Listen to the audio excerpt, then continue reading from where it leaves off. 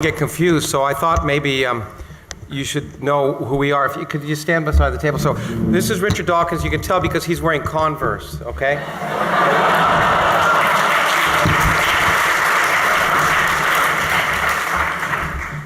Okay, so we're very happy that we hope you enjoyed the movie, and we're happy to do this Q&A. And so by tradition, I guess I'll moderate, which means I will choose questions. And then we'll go at it as long as we're allowed. So, I think there are microphones. There are people with microphones on the side, and so I'll just choose one. And since you're near him, why don't you begin? Hello there. Enjoy the film. Thank you for being here. Thanks. Thank you for I've being written here. it down. It's a question for you, Lawrence. Religious people like to pick and choose the bits they agree with in the Bible and disregard the bits they don't agree with. What do you think of the majority of the justices on the Supreme Court of the USA who do the same with the Constitution? Am I nervous or what? Well, I'm thinking of the separation of church and state where they say they can pray before council meetings.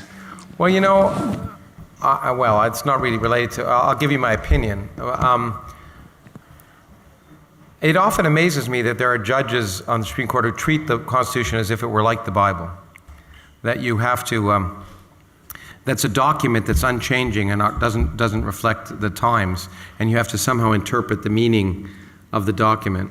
And I think inevitably what happens, in my experience, is that judges do the same thing. They pick and choose those aspects that they will argue are important for.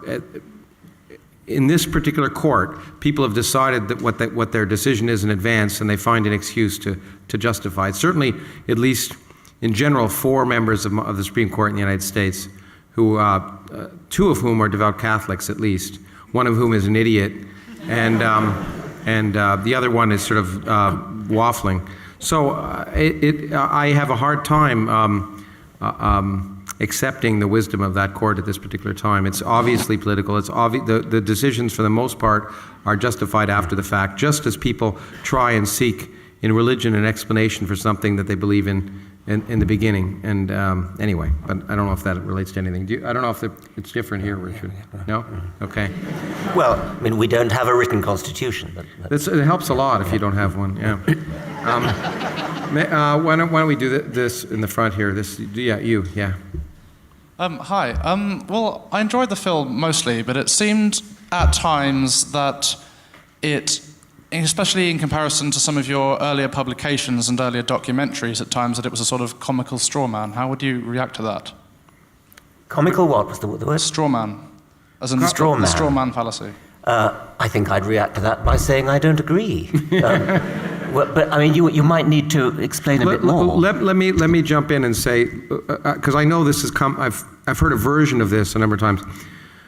Some people are concerned that there wasn't more balance or a variety of things. But you have to understand that this is a documentary, that these young men who made the film, who are 2 very talented young filmmakers, and I personally think they did a great job. They were wonderful filmmakers.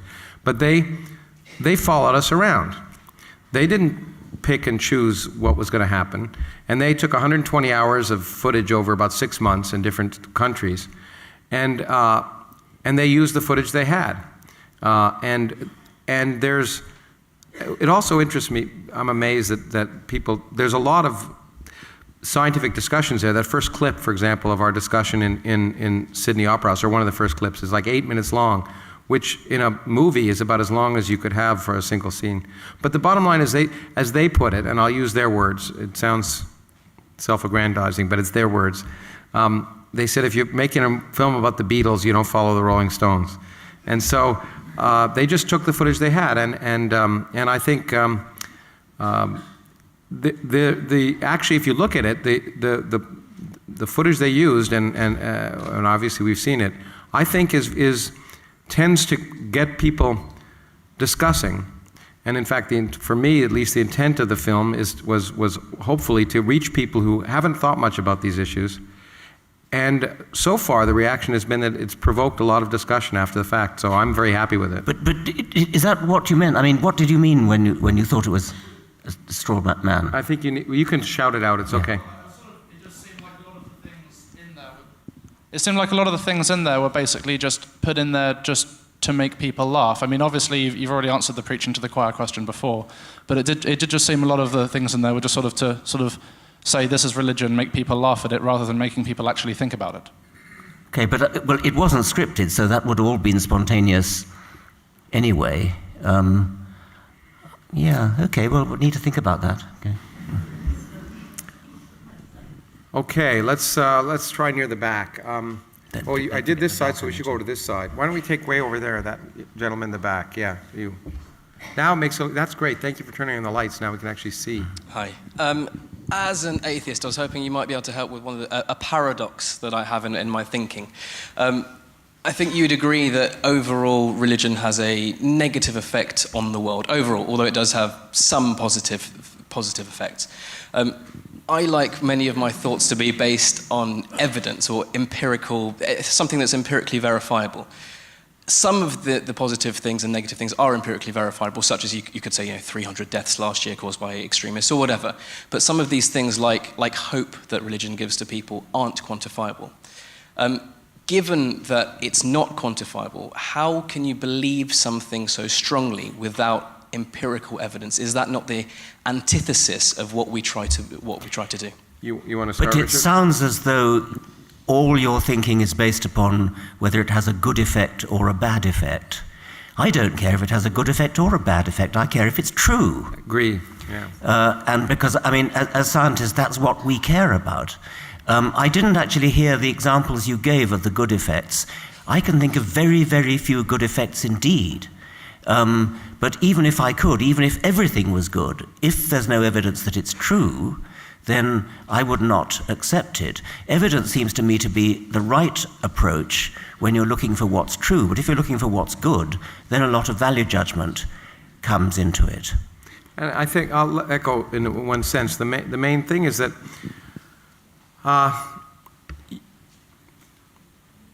the key thing that I think both Richard and I want to do is excite people about the wonders of reality, about the real universe and how amazing it is, and realize that they don't need this fake universe of myth and superstition. For me, that's what drives me. Is I think, and as an aside, I think people ultimately lose religion. But personally, I'm driven more by getting people excited about the real universe. And you might say, and I've had this discussion with at least one or two of the people who were in the beginning and end of the film, one in particular that I know of, whether, if people find solace in something, is it reasonable or justifiable to argue that what they're finding solace in is not right? Well, I don't think either Richard or I would go to someone's deathbed who's clinging on that and say, oh, forget it. But well, it depends who they are, actually. But the problem is that it's not innocuous. That beliefs, as I think I said in the film, that beliefs in things that aren't true inevitably produce actions which are often harmful. And so if it was just innocuous, I think I'd feel a lot less worried about it. But it's not innocuous, and therefore I think it's really important to try and convince people to base their actions on reality. And on the whole, while that may hurt some people, I think on the whole it leads to a better society. Oh yeah, there's people up there. Is there a microphone up there? There will be. There will be? Okay, we'll get to you in a second. Okay, you're the next one. Yeah, you the woman who's got her hand up. But let me go on this side first. I get to play. This gentleman here with the yes, bald and a beard, or semi-bald and a beard. I don't know. I can't see from here. Hi. I think trying to complete his question, I see that you guys are scientists getting into the realm of politics, and I completely applaud that, standing applause. But my question is, don't you think that perhaps you, Lawrence, are the scientist of the cosmos, then you Richard, are the scientist of the biology, then again you are also the scientist of the very little of the atoms. Then I don't know. Sam Harris will be the scientist of the of the brain. But don't you think that there's something missing, there's something in between, which is a social layer that we should be applying that kind of science into helping change the society the way you guys want to do it? And there should be, I'm not asking you guys to do it, but there are social scientists. Richard's a biologist, I'm a cosmologist, a theoretical physicist, and we try at least to talk about things we know. And you're absolutely right, there are other people who have expertise in other things, but that's for them to talk about. I don't know if you want to... No, I'm just saying that perhaps his question was how to use empirical knowledge and evidence to show, for instance, when it's better to be kind of a little bit more aggressive on the discourse, or when it's better to be a little bit more politically correct, and not just to do it on the spur of the moment. Yes, I think it would be very valuable to have research of the kind you suggest, which would inform our political, tactical decisions on how to influence people. I mean, we could go and take a course in public relations and advertising, things like that. Well, neither of us, I think, have ever done that. Maybe we should. That isn't my way. Richard, that isn't my way. You shouldn't, Richard. I don't think you should. But I think the point is that we, it takes, it's like 1,000 points of light, as they used to say in my country. I think it takes many different approaches. There isn't one approach that resonates with everyone. And Richard and I have different approaches. And we've, as we talked about in the movie, we started, when we first met, we had, I think, much different approaches. And I think it takes all different arguments, different approaches, work with different people. But ultimately, the point that you should base your actions on empirical evidence and rational thinking is something that it doesn't matter what kind of scientist you are, it doesn't matter what kind of person you are. You don't have to be a scientist to argue for that. And that's the key point. It's not as if it requires scientists. Everyone should be utilizing those things, and the public should be utilizing those things when they choose, in a democracy apparently, who they elect. And they should require the people they elect to use empirical evidence and rational thinking. So I think that's all, at least that's what we're primarily advocating. I once attended a talk by somebody who was trying to persuade us not to be, as he put it, don't be a dick. And he took a vote in his talk. He said, how many of you here would be persuaded that you were wrong if the speaker said, you're an idiot? And not entirely surprisingly, nobody put their hand up. Nobody said that they would be persuaded if they were told that you're an idiot. I think I would, actually. I mean, I think that... Well, there's a scene in the movie where you say you were. Do you remember in that train? That's right. Yes, that's true.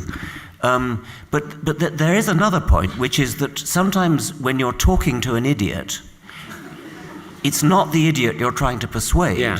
It's the rest of the audience who are listening to you. And so it isn't necessarily obvious that just because people are not persuaded when you say you're an idiot that you shouldn't do that. I think there's a small minority, of which I believe I'm one, who might be persuaded if you told me I was an idiot. Yeah, and in fact, there are a few debates in the movie, not that many. Both of us have taken part in discussions. Neither of us like debates. We've been talking about that the last few days. But generally, indeed, often the reason I agree to do them, I'm pretty sure Richard too, is that you don't expect the person you're on the stage with to have any impact on them. But it's the vast majority of people who really, again, haven't thought about these issues very much, and they're the people I think you're trying to appeal to in one way or another. And as I say, sometimes it's humor, sometimes it's kicking people in the head. I believe there's a statute in common law in England which states that no idiot shall be allowed to stand for Parliament. Really? How come there's so many people in Parliament? Okay. I think the woman up there, do you have a microphone now? Did you, this woman, there she is. I think that's it, yeah. Yeah, I think my question was pretty much answered by the last. It was this, I suppose just to add to that, I don't think it's useful for our calls, if we have one, to say that there's rational people here and idiots there. And then there's a lot of people in the middle who are a bit fuzzy thinking, and perhaps the point is that we should be a bit more pragmatic in how we... I don't have a question because it was basically answered by the previous point, but just to throw that in. But let me point out that it doesn't even divide that way. I mean, rational people are also idiots. We all are. We all are irrational, and that's one of the things why we have to sort of be skeptical of ourselves. We all, as I've often said, I don't think I said in the movie, we all have to believe 10 impossible things before breakfast just to get up in the morning. You have to believe you love your spouse or you like your work or whatever it is. And so we are all human beings, including scientists. And so one of the things that science, I think, usefully teaches you, if you practice it, is to second guess yourself. And ask, why are you making that decision? Why do you believe this result? Is it because you want to believe it or because there's evidence, etc.? And scientific method is tailored for that. Things like the double-blind control trial that's so much used in medical research is specifically aimed at not fooling yourself. Because with the best will in the world, scientists are influenced by the result that they want to get. Absolutely. Sometimes in the opposite direction, actually, if they're very, very conscientious. So the best thing is simply not to know, for example, in a medical trial, which bottle contains the control, which bottle contains the experimental. Nobody's allowed to know that, so that you cannot be fooled by your own preconceptions. And a good example of working in the other direction, you probably know the study, but there was a study done of prayer, the efficacy of prayer. And the study was interesting because there were people who were prayed for and people who weren't, and there were people who were told they were prayed for. And the people who were told they were prayed for did worse. Yes. And the idea is that they would put a lot of pressure on them to get better, and they didn't.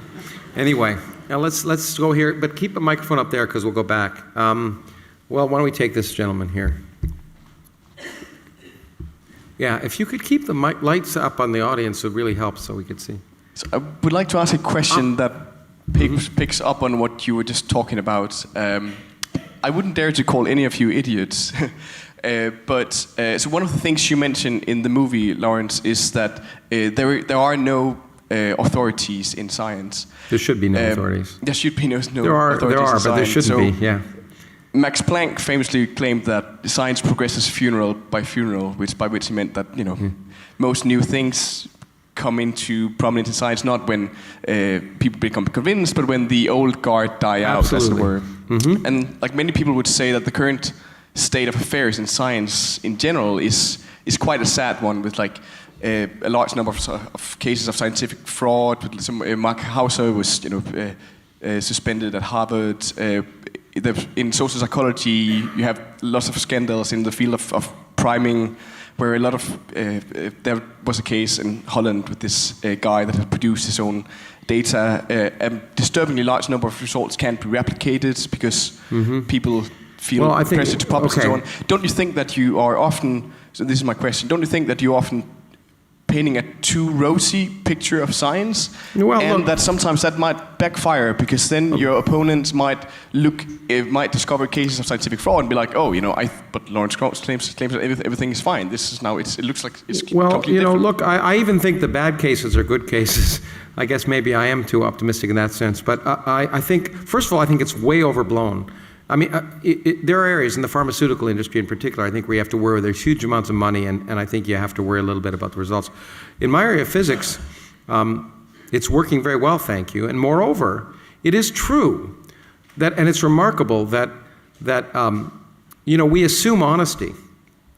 And if you're dishonest in science, it's remarkable how you can get through a variety of barriers.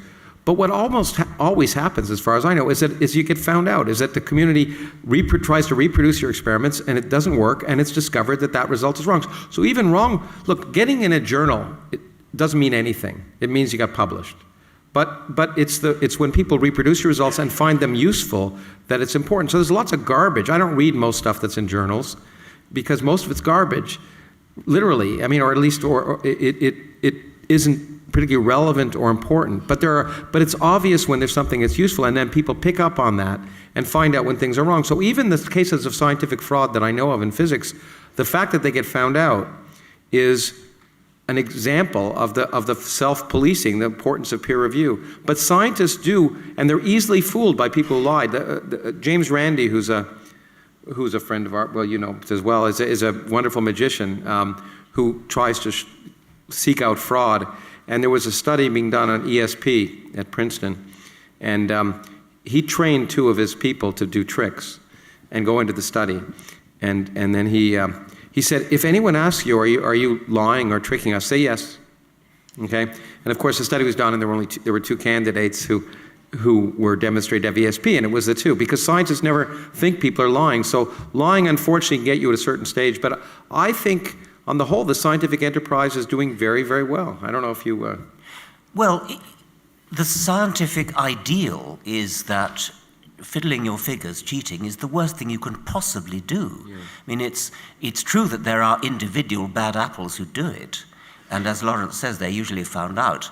But science is the one profession where everybody knows that if people fiddle their figures, the whole of science will simply crumble. There's no point in doing science if you fiddle your figures.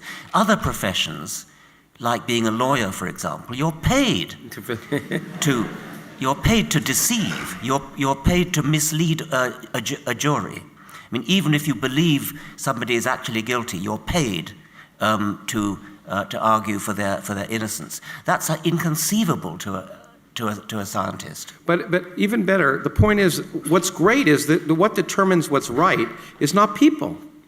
So when you lie and fiddle your figures, what happens is someone tries to reproduce the experiment. It's nature. And so when the experiment isn't reproducible, it gets thrown out. And that's what's wonderful. That's what I mean by the lack of authority. It's true that an individual can cheat and lie and get ahead at a certain point. But ultimately, it's the science, not the scientists. And the science goes by nature. And if the experiments of later people can't reproduce it, then people throw it out. That's what's so great. It's not based on someone's word or oath or how many Nobel Prizes they've won. Unfortunately, that rings truer for physics, where you expect experiments to be perfectly reproducible. In biology, where it's also complicated and messy, if an experiment is repeated and doesn't give the same result, that it isn't automatically assumed that the first one was cheating. It's assumed that there's some complication that was overlooked. So it is more difficult in biology, and it's probably true, in fact, that there is more fraud, I suspect, in medical research.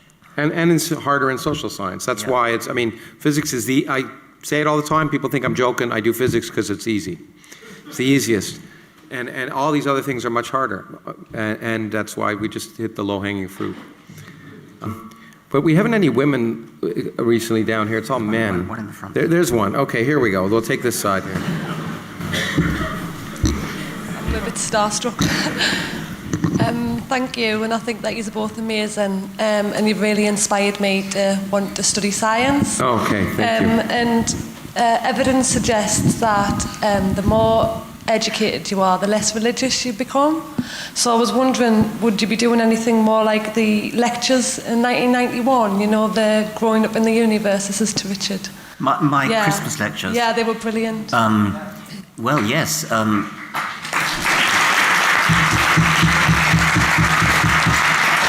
I don't think you get invited to give the Christmas lectures more than once unless you're Michael Faraday. Yeah. Well, he got to choose again, too. He did them, I think 19 times. Yeah. So I don't think that's going to happen. But the idea of giving lectures to what Faraday called a juvenile auditory is certainly very appealing. I have written a book for young people, The Magic of Reality, and certainly I would like to think that I might do another one rather similar. That book has 12 chapters, each of which is one question, which is answered first in myths and then in science. And I could imagine doing another book with another 10 questions, because there are so many more questions to ask. I just found that the videos you can watch on YouTube are brilliant for adults, not just children. You prefer videos to books, do you? Easy to watch, but also for people in estates and like Joe Blogs next door, just to get it more accessible to... Yes. Yeah. Well, I do think that videos are immensely powerful, and certainly it's one of the things that my foundation, especially in America, is working towards, is producing lots of videos, including quite short ones, which can be possibly a resource for teachers to splice into a lesson, just a sort of 5-minute or 3-minute vignette on some particular scientific question, perhaps recording somebody like Lawrence talking about a particular thing. Yeah. Look forward to it. And, And that's, by the way, one of the reasons why we want to do the film is that you reach people. There's a whole much broader audience, and of course, both of us are on YouTube a lot. But I also find, by the way, speaking of these things useful for adults, that if you direct a lecture towards children, it's likely that some adults will understand it. And so I think that, and I am always been saddened that I'm not certain about this, that I think you have to be British to give the Christmas lectures. I've always wanted to do No, them. not true. Well, then I want to give them sometime anyway.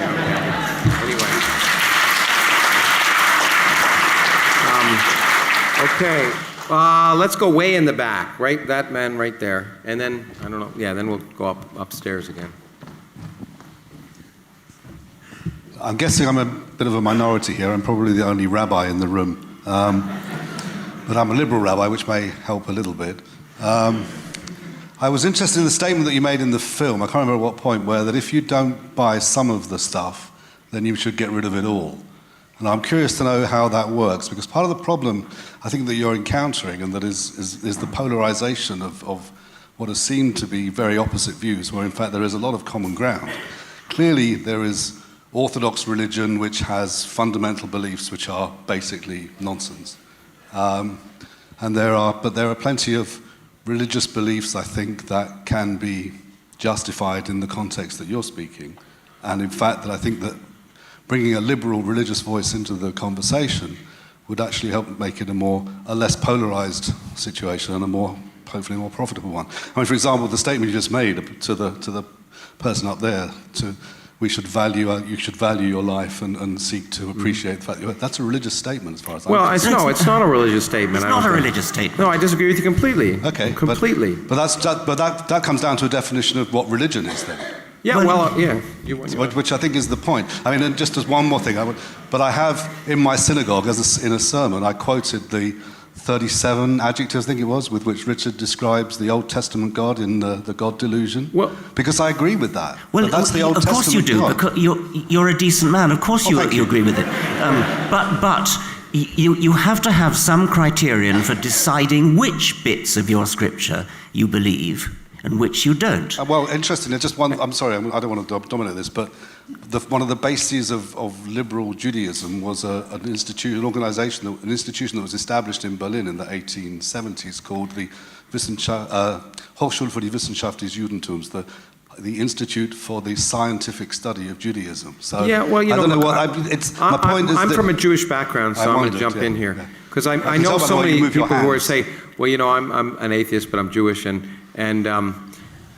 because you're allowed to be an atheist if you're Jewish, apparently, and I think the point is that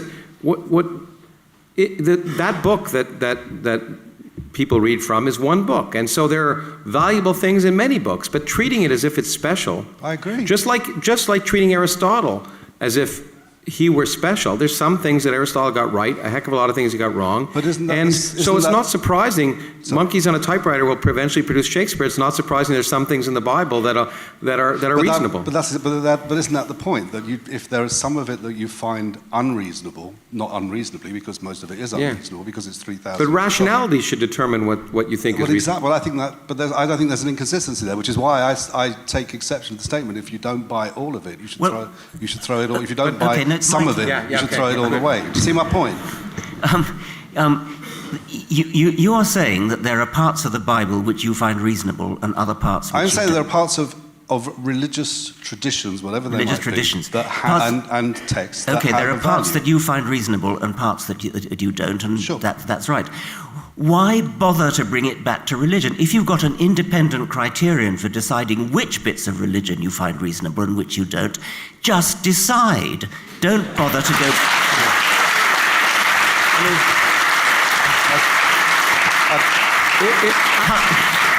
Cut out the middleman of religion and just go straight to your modern, decent, liberal understanding of what's right and wrong. And that doesn't come from the Bible, or if it does, it's a pure incidental accident. But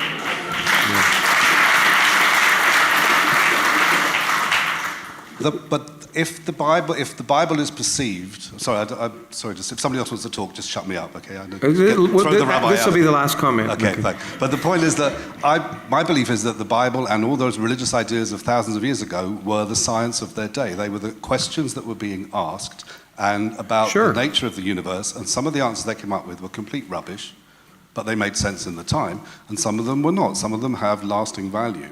And I'm not saying that therefore presumes some divine being that wrote those things. All I'm saying is that it's a testament to human ingenuity, which is the forerunner of science. And I think to dismiss all religion as just being some kind of hocus pocus. No, you don't have to dismiss it. You can say that it's historically interesting. You can say that that you can trace from some of the great religious traditions some of the ideas that we have today. But you don't say that therefore I need to be a rabbi or I need to be a priest. Okay, my last The comment. point is accepting. You read it critically like any other document. Sure. That's fine. It's a book like any other book. Read it critically and encourage people to read it critically like any other book. And it's not, in my mind, there are a lot of better books, but it's... No. Yeah. But just one, and this is it, I promise. The word rabbi means teacher. End of. Thank you. Okay. Thank you for listening. Thank you for having the courage to bring it up here.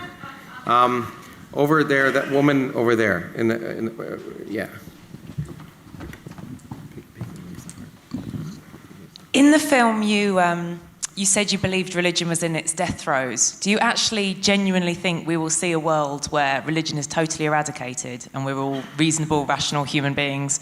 And if so, will it be in my lifetime? Are we talking decades, centuries, millennia? There's a difference between hope and expectation. I think religion is in its death throes in Western Europe. At least the Christian and Jewish religions, maybe.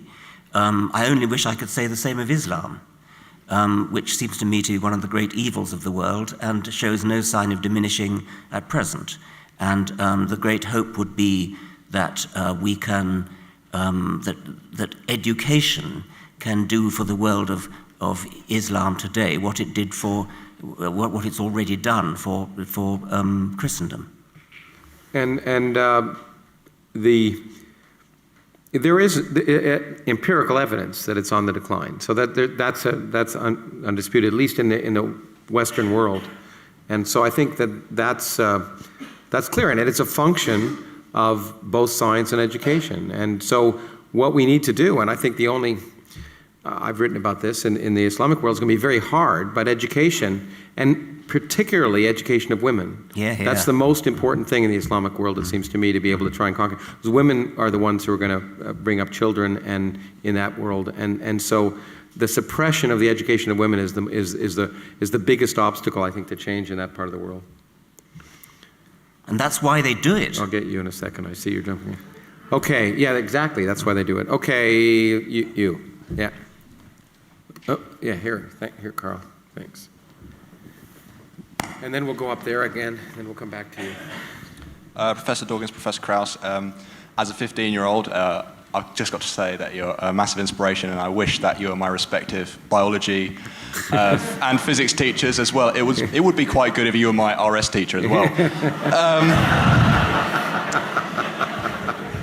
So I've got a question that is a bit Carl Sagan inspired, because I know it's something that he was interested in, especially in his Contact film. And consider the fact that, I actually word processed it. So. It's all right. Consider the fact that despite our best efforts, 84% of the world's population, roughly, associates itself with a religion. If we're ever to make contact or visit an intelligent civilization in the cosmos, do you think that religion should play a role in that? Science would allow us to communicate, but do you think that divinity has a right to get involved with complex scientific issues that would affect all of us as the human species? Well, I'll start. Absolutely not. No. No. Why? It's like, asking a baseball coach to be. I mean, what? The point is that science.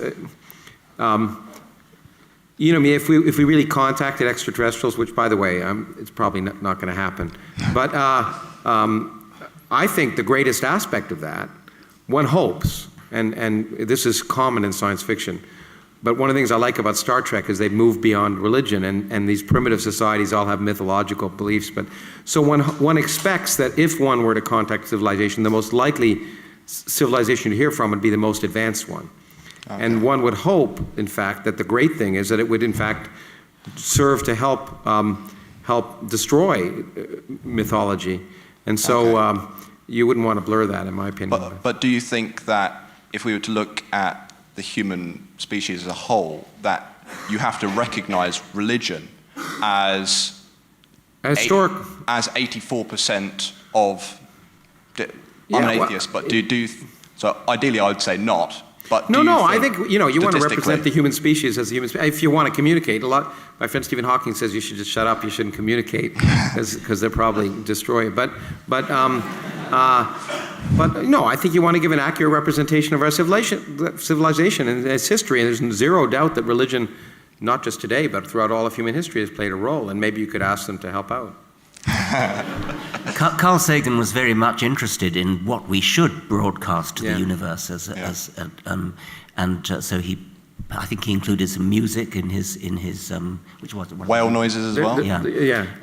Lewis Thomas said what we should do to advertise the human species is send Bach, all of Bach, nothing but Bach. I think we should send science because that's something to be proud of. I sometimes think we should even now actually be sending out what you could call a cosmic tombstone, because eventually the human species is going to go extinct, and it would be nice to think that Shakespeare and Bach and Darwin and Einstein, that the achievements of the great humans of history would not die with us. And so sending out a cosmic tombstone in the vague, faint, infinitesimal hope that it might one day be picked up. It really is infinitesimal, by the way. I think that might well be a worthwhile... The good news is we're doing it. Yes. Yeah, because every time we send out radio signals and TV signals, we're doing it, and so there's some likelihood. Of course, they'll get the bad as well as the good. Yes, indeed. I mean, in Carl Sagan's Contact, the very first human signal that was received from in outer space was Hitler's speech opening the Olympic Games, whenever it was, 1938. Yeah, it was the first broadcast. Yeah, so exactly. Okay, let's see. All the way back. You have a microphone? Yeah, all the way back there. That gentleman. What? No, you don't. Unless you want to jump. Okay. Hi guys. Thanks for coming tonight. It's really, really exciting. I just wanted to go back to your books that you mentioned earlier about with children and take it a little bit younger, because your Magic of Reality book, Richard, is fantastic, and I've given it to many a parent who's approached me about how to talk to their kids about religion, because they're not sort of quite sure how to have it if their kids go to C of E schools or Catholic schools, but they don't necessarily believe in God. And I wondered if there were any plans to go a little bit younger, because although that book's fantastic for atheist or agnostic parents who want to have that discussion, a lot of kids are already indoctrinated by that point because they're in a society that is predominantly religious. And when there are so many toys and books and things about Noah's Ark and all the sort of crap that you get in the Bible and all that type of stuff, is there any plans, for example, from the Richard Dawkins Foundation or anything like that, to go a little bit younger so that it's in the mainstream earlier? Well, I think that's a very good idea. By the way, The Magic of Reality is not an anti-religious book. It's almost purely scientific book. I once went into W.H. Smith and did a survey. I counted the number of children's books which are really religious propaganda. And they're huge numbers. I mean, gigantic numbers of them. And so, yes, I wouldn't mind producing a more overtly atheistic book for children. There's a problem, it might not sell very well if it was called Atheism for Tiny Tots or something like that. It's got to be on the market to get a chance. Maybe if you gave out candy along with it, it would be a good thing. But I think probably the better approach is to do it as a science book, and to discuss science in a very skeptical way. And so that I think that is a very good thing to do, and and I would like to do it, yes. But we do need, I mean, as you point out, there are a bunch of books for teens and young adults, but we do, and I've thought about it too, and I've talked to some people about doing some books for very young kids with an artist, and I think we need to do that more because kids are extremely receptive to that kind of thing, and but it requires, it's true, it's a very different kind of writing and publishing experience, and it requires some expertise and working with the right people.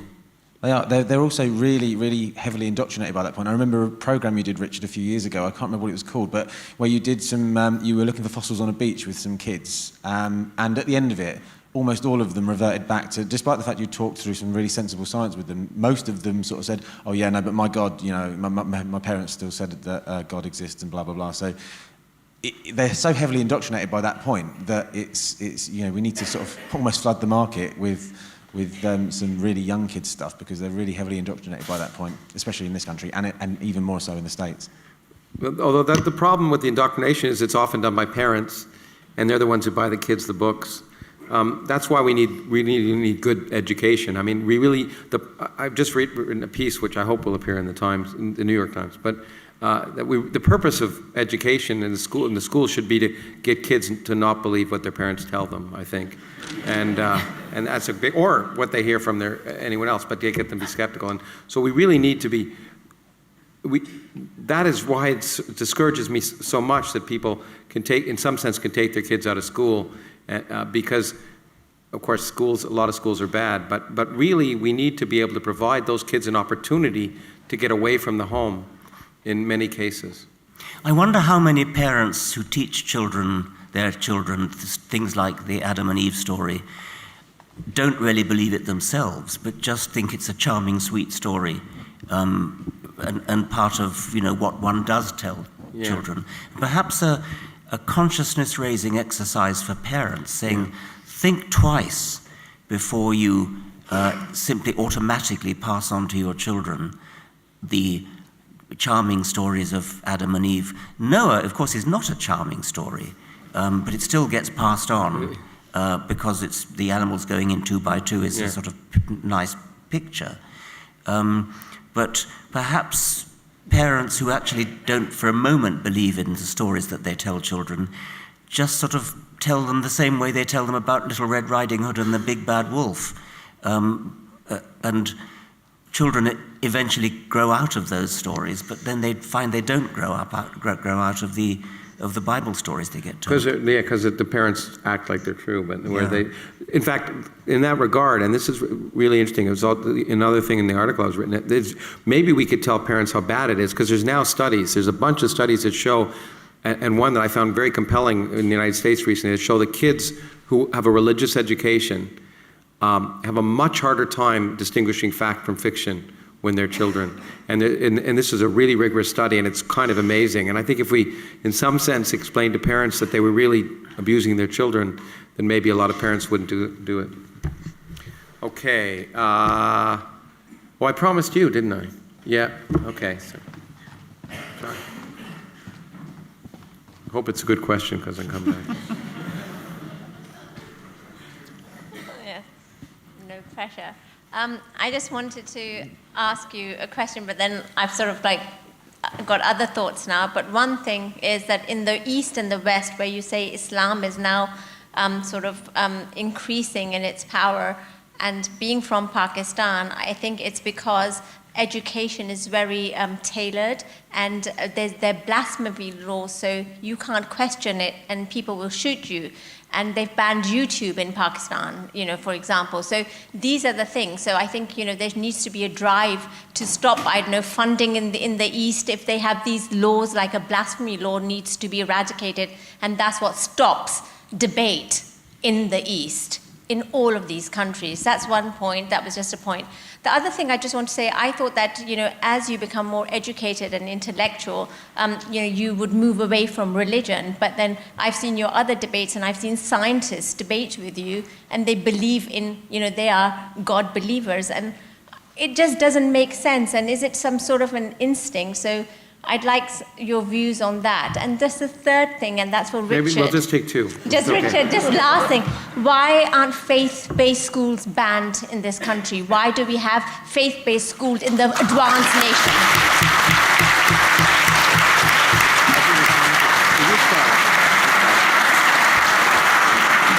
The official excuse for faith-based schools is that they get good results, and the reason they get good results is that they're known to get good results for historical reasons, and so parents fight to get their children in, and even lie about religious persuasion in order to get their children in. The situation in places like Pakistan is dire, as you say, and it's not, in a way, not up to us here, but people from Pakistan have a very, very difficult time of it because of that. What was the second one? I think I can hit on Okay, that. Was go ahead. about the scientists, and that it's unfortunate. You see, and journalists do it all the time, and because they always think there's two sides to every issue. So you have people talking about evolution, or the Big Bang, or climate change, and they can always find anyone with a PhD to say anything about anything. And then they present one person, they say, well, see, there's a controversy. And they don't understand that I often tell the journalists, and journalists think there's two sides to every story, but in science, one side is usually wrong. And the problem, but the fact is, and what people have to realize, is that scientists are people. First of all, it's very difficult to overcome religious education. For many people, it's introduced when they're children, before they can think rationally and deeply, and it's very hard to get rid of it. So there are a lot of scientists who are religious, probably because they were brought up religious.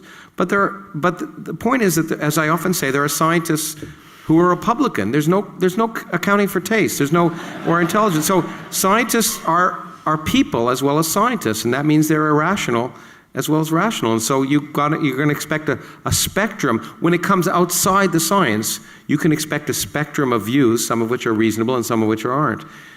There are lots of scientists who say that they are religious. If you actually cross-question them and say, what do you in fact believe? Mm-hmm. Which religion are you?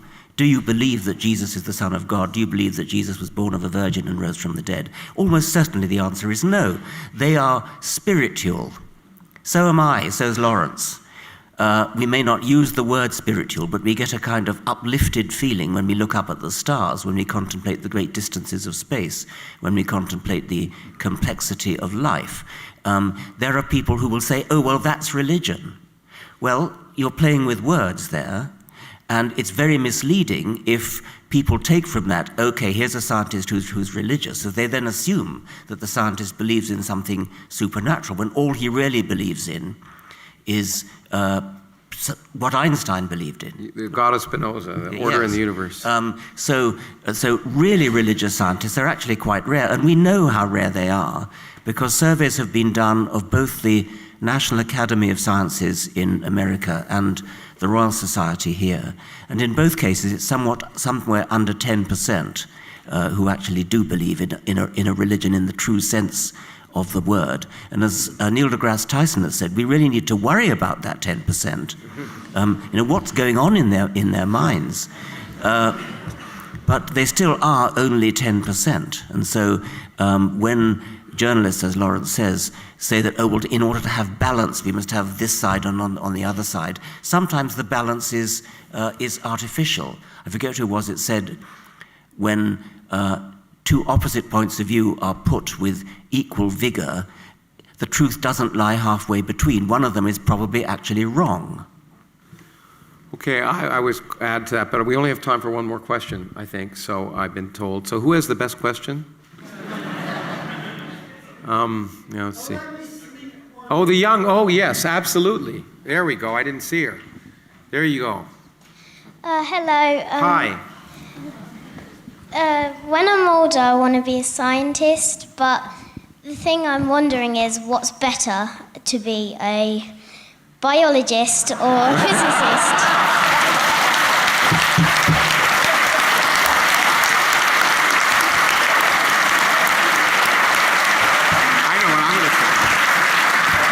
Well, it's clearly better to be a physicist, because if you're a physicist, you can do biology. Anyway. The world is full of physicists who think they can do biology. But you know what you should do? You should do what you like to do. That's right. And that's what you should do. Thank you very much. Thank you.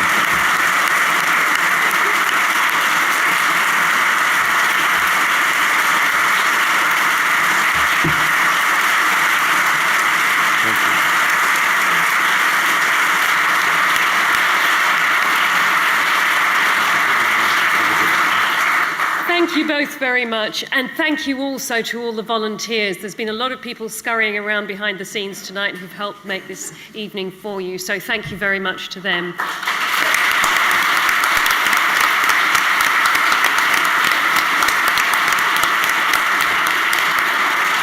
Lawrence and Richard will have a signing table outside, so they're happy to sign stuff for you. You might have noticed there's a lot of you, so please, we'd like to restrict this to one DVD and one book each. If you've brought your whole back catalogue and your whole library here, I'm sorry the lumbago has been for nothing.